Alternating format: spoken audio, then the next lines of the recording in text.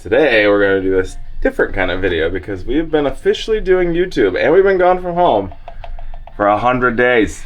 It's our 100-day anniversary of some things. Yes, it is. So we're going to do a little video today on what our life has changed as far as, these last 100 days. Camera shyness, just those things that YouTube has changed in our life in the last 100 days. Okay. So let me start thinking then. Yeah. We'll be back. I seriously tell you, he gives me no warning on this. I know, right? Most of the time when he's asking me a question, it is not planned. It is legitimately a question. But we are on board the Ovation of the Seas today. It is day 2 of our cruise around Japan, and then we're headed back to the United States on this 12-day journey. It's 17 days. 17 days, but 12 days across the Pacific nonstop, which is the longest sea days ever. But yes. This is the longest one single set of cruise itinerary ever. Everything is very blue. Blue wall, blue bra, blue. Blue. Why is everything so blue? The TV was blue, the walls blue. The ocean's blue. Our key cards are blue. I am green. Technically, I'm still wearing the shirt from yesterday. I was just going to say, hey, you're still camouflaged from yesterday. When you have clothes that are for 10 days you need to make them last for 17, that's something that you learn after 100 days of travel. That. So dang it. I was going to be like, number 1, you learn how to kind of live a little bit like a scrub, but make it work. Yep. Because this shirt I wore yesterday, all day, but you have to kind of wear your shirt all day. Maybe sleep in it, maybe not, and then wear it to the gym, and then it's totally done, and then you start a fresh shirt for the next day. So that's like lesson number 1. Yes, and I have a section of packing where I have this has been worn once, but it still isn't gross. This can be worn again. It doesn't go back with the clean clothes, but it has its own special place. It's a system. It's a system. So that's what we're going to do today. We're going to spend the day just talking about what this thing has done to us in the last 100 days, whether we love it, we hate it. Well, we definitely don't hate it. No, we definitely. If we hated it, we would have stopped. Yes, we wouldn't be making it to the 100th day. I have definitely learned something in this endeavor, and it has to do with where I'm sitting. Do you know what it is? Beds? Yeah. Something I have definitely had to learn to adjust or compromise, and I know Cody will say the same thing because we've both compromised and met in the middle. Is 99% of the time on this adventure, we've been in a studio situation where there is not a room where someone can go to bed. So we have very different sleep routines. Cody likes to fall asleep a little bit on the couch watching TV. I like to go to bed and just be done. I like to just lay down and that's it, lights out. And we don't usually at home go to bed at the same time, by a long shot. So not even close. Yeah. We have both had a very good compromise. I know you're not in the ideal situation, but I've compromised to a different time schedule. We kind of lay down together. We do have the TV on, but we've just kind of had to mesh our sleep schedules and preferences. What are you doing? I don't know what you're doing. Mesh. There you go. Mesh. What do you think, Cody? What's your perspective on the compromised sleep situation? On the bed situation? Well, just compromising our sleep schedule. As long as we have blankets that go across the bed the entire way, I'm usually okay with it. Ooh. Because if the blanket is one blanket, we tug back and forth, and then that's just not going to ever work for me. So, but other than that, I've learned that pillows make a big difference. The height of the pillow, if it's too high, I can't sleep. But other than that, camera shyness is more the topic that I'm about. I felt like at the very beginning this was weird, but now it's what you said. Hey, I think you said it a few days ago where you're you don't seem like you're you unless you have your camera in your hand now. And I was like, well, that does make a lot of sense because at the beginning it's all right, do I put this camera in my hand? Is this something that I want to record? And now it's just kind of the way that we've evolved over 100 days is it feels just kind of natural to have this in my hand, ready to record an event or something, if we're going out doing something new and exciting, not having this is it's almost a weird sensation to not have it. Yeah. Because I enjoy capturing moments that are so new and fresh and exciting, and we have no idea what's going on. Like, being able to rewatch that is just kind of entertaining to me, and making it entertaining to rewatch later on when we're older is kind of like the whole reason I wanted to do this. Yeah. And I would say that you have gotten a lot better at just flipping the camera at me and saying, "Are you having a good day?" And then I'm just like, yeah. Are you having a good day? What'd you think of that? It was great. I do remember our first video in like 2016, which I did delete because it's terrible. Like, all I would ask you is, "Are you having fun? Was that good?" Da-da-da. And What'd it you was think? very single-worded answer responses that would what come was I out of supposed it. to do with that? Like, yeah, it was great. Like, versus kind of a natural just interaction. So we just kind of talk now, like we would if we did something. So let's say we did an activity. Cody and I would just talk about it. Like, "Oh my gosh, that was so cool." Whatever. Don't just come straight out and be like, "How'd you like that?" Camera in face. And the only difference now is that, like, I'm holding a camera. Yeah. Like, sometimes it's not even like a secondary thing. Like, I think my shoulder has gotten a little bit stronger from holding it up and down. But other than that, like, I think it's mostly all positives.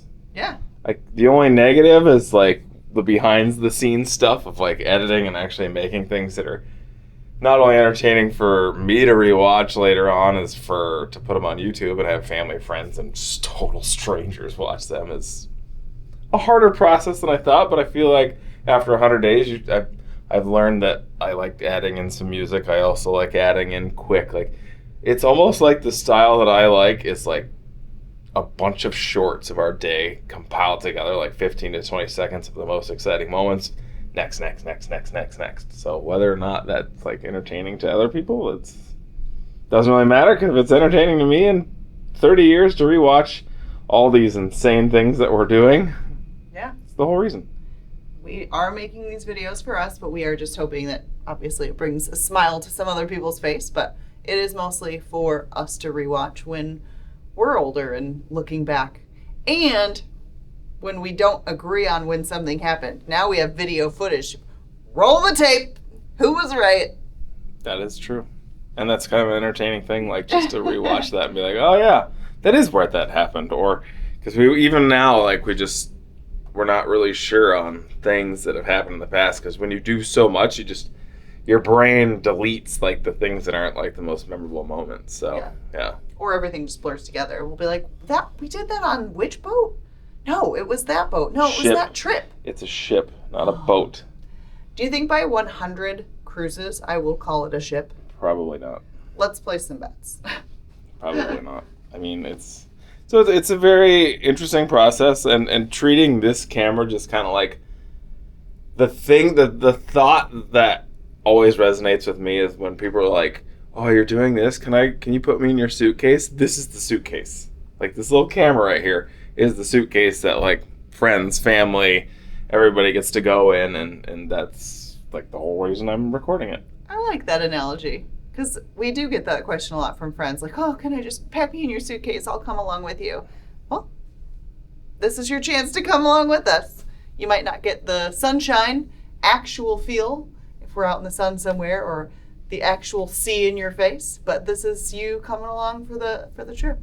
Now, for the stats part of this, because while we're doing it, I want everybody to know. So we kind of started this, I think we had it was an old channel, so at that old point we started with like 160 subscribers on YouTube, which everybody's got to start from zero. So the first initial videos that we did in 2016, which were terrible by the way, got us up to that point. We restarted doing it in November for our first video of 2024, which was on a cruise to Japan.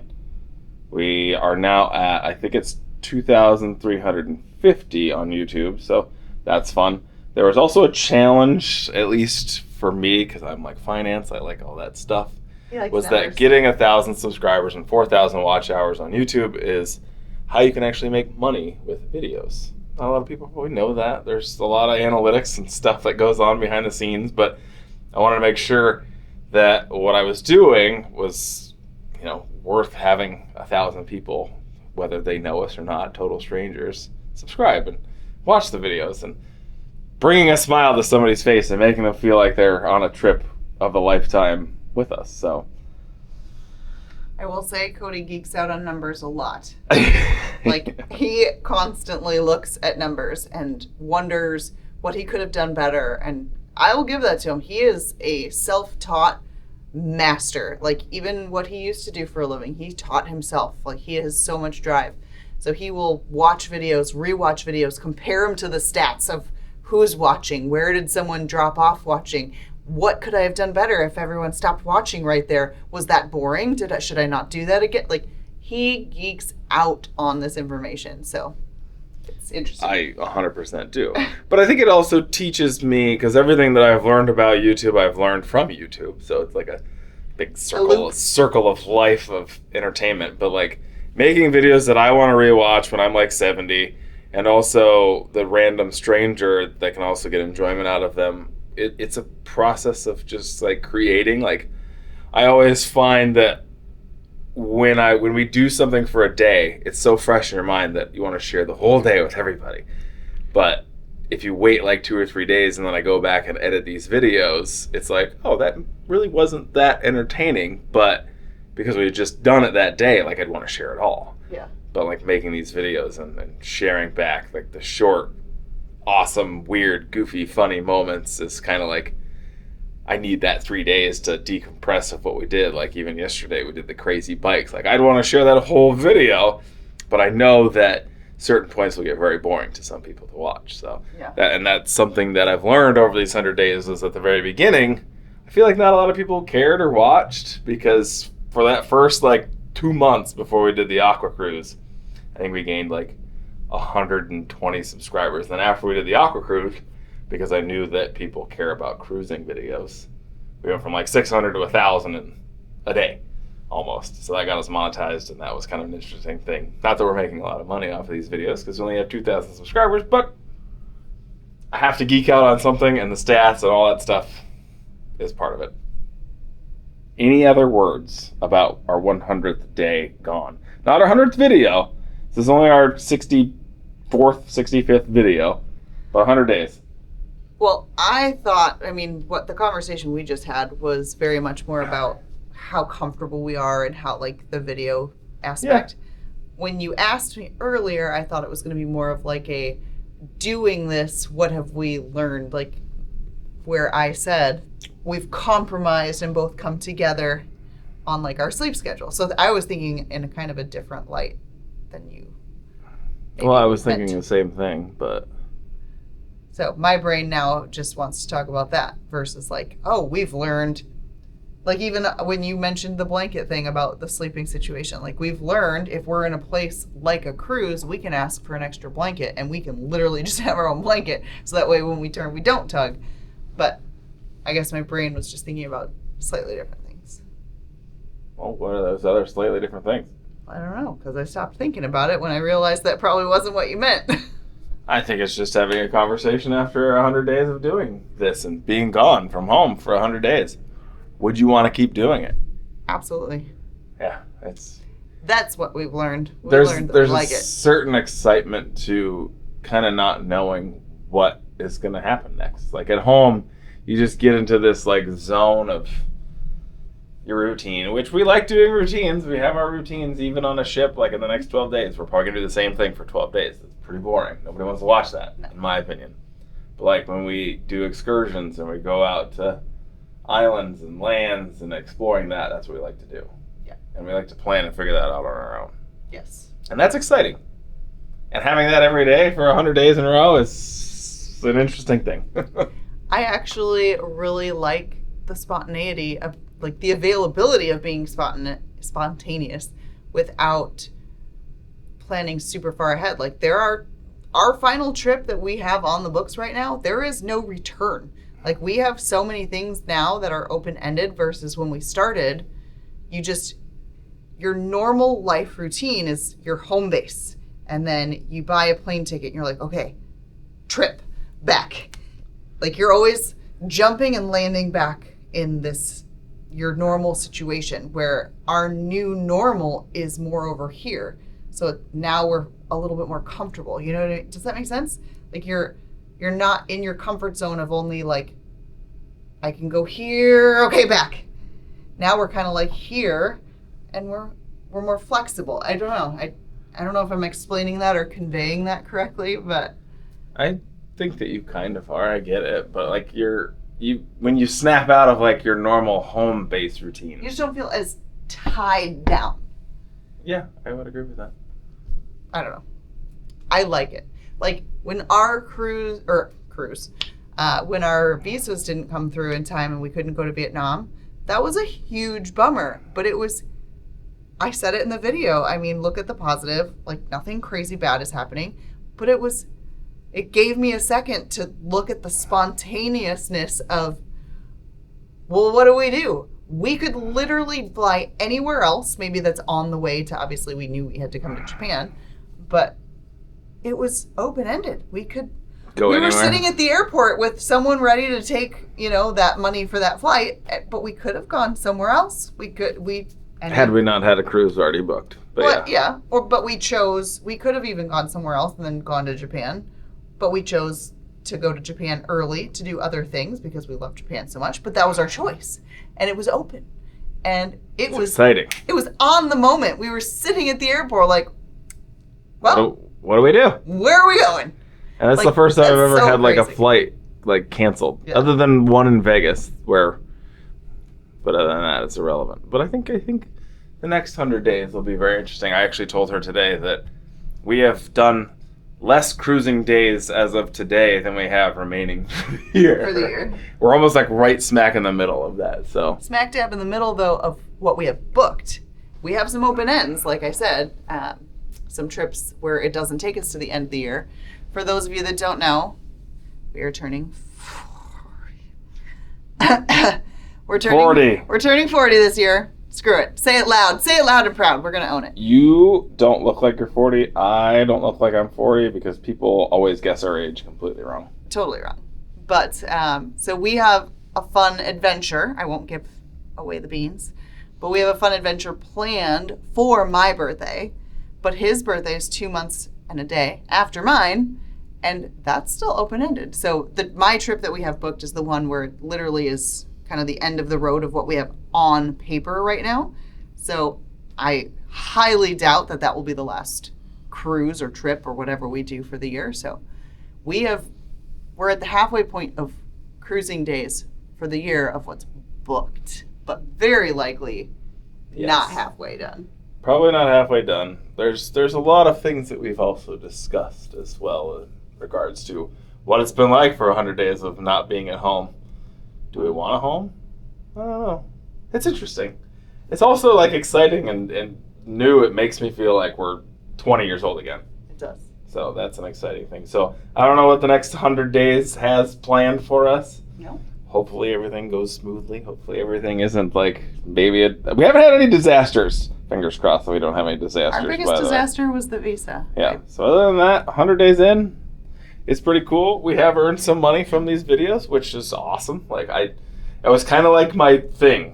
Like that's kind of how I'll end this. Was in my head, I was like, if I don't hit 1,000 subscribers, which is just a requirement to be able to make money on YouTube with videos, you have to have 1,000 subscribers with 4,000 watch hours. Like if I didn't hit that point, and I knew that we would after the Aqua cruise, that I would have been like, maybe we don't do this. So I'm glad that happened because now we're more than double that, and just exciting adventures await. That's true. And you guys get to come in our suitcase. So the next 100 days. 200. Next 100.